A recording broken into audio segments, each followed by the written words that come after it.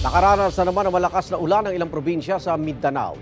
Nagdulot yan ng kabi-kabilang baha. At narito ang unang balita.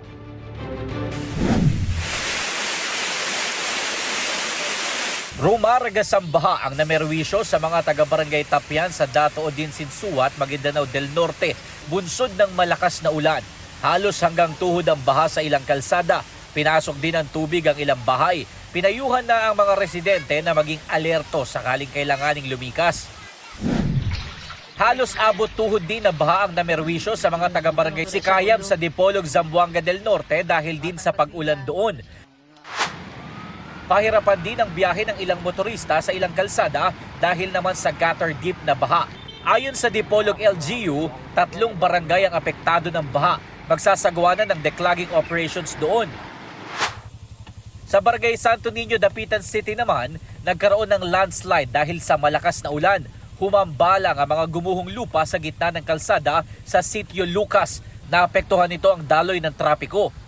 Nag-clearing operations ng LGU, walang naitalang nasaktan. Stranded ng halos 3 oras sa mga motorista sa Barangay Lunan Norte, Makilala, Cotabato. Binaha kasi ang kalsada kasunod ng pag-apaw ng sapa. May ilang motorista namang sinuong ang baha para makauwi. Sa isang paaralan sa Barangay Saravia sa Coronadal City naman, pumasok na ang baha. Napuno na raw kasi ang kanal kaya unti-unting pumasok ang tubig sa mga silid-aralan. Nagtulong-tulong ang mga estudyante na walisin ang tubig sa koridor.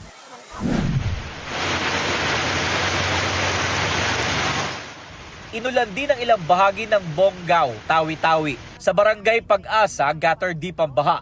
Pahirapan tuloy ang biyahe ng mga motorista. Ayon sa Pag-asa, ang pag-ulan na naranasan sa Mindanao ay dulot ng easterlies. Ito ang unang balita. Jomer Apresto para sa GMA Integrated News.